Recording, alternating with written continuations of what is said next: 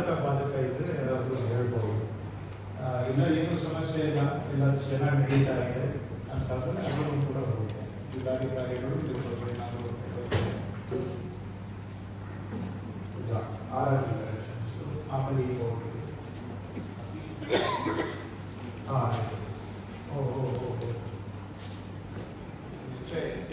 ಇದೆ.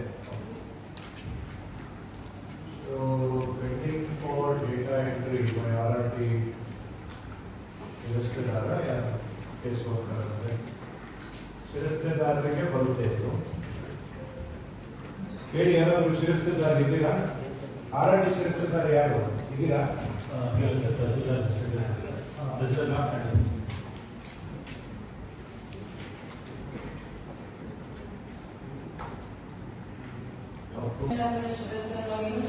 Tahsildar login sir, real login ಹೋಗುತ್ತೆ sir. Real login ಆದ್ಮೇಲೆ ಶಿರಸ್ದಾರ್ದು ನಮ್ಮ ಲಾಗಿನ್ ಮೇಲೆ ನಾವು AC ಕೇಸ್ ವರ್ಕರ್ ಲಾಗಿನ್ಗೆ ಕಳಿಸ್ಕೊಡ್ತೀವಿ ಸರ್. ಅಲ್ಲಿಂದ AC ಸರ್ದು ಅಪ್ರೂವಲ್ ಆಗಿ ಬರುತ್ತೆ ಸರ್.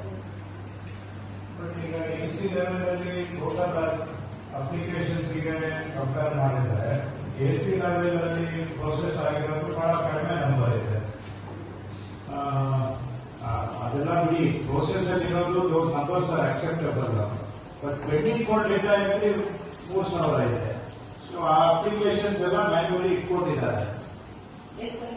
ಇಲ್ಲಿ ಪೆಂಡಿಂಗ್ ಫಾರ್ ಡೇಟಾ ಎಂಟ್ರಿ ತೋರಿಸ್ತಿದ್ದಲ್ಲ, ಮೊದಲನೇ ಮಿಸ್ಮ್ಯಾಚ್ ಕೇಸಸ್ ಸರ್. ಈಗ ಸರ್ವೆ ಹತ್ರ ಮಿಸ್ಮ್ಯಾಚ್ ತೋರಿಸ್ತಿಲ್ಲ, ಅದನ್ನ ನಾವು ಫೈಲ್ ನೋಡ್ಬಿಟ್ಟು ಆಧಾರ್ ಆಫೀಸಿಗೆ ನೋಡಿ ನಾವು ಅಪ್ಲೋಡ್ ಮಾಡಿಬಿಟ್ಟು ಕೇಸ್ ವರ್ಕರ್ ಡೇಟಾ ಎಂಟ್ರಿ ಮಾಡಿ ನಾವು ಕಳಿಸ್ತೀವಿ ಸರ್.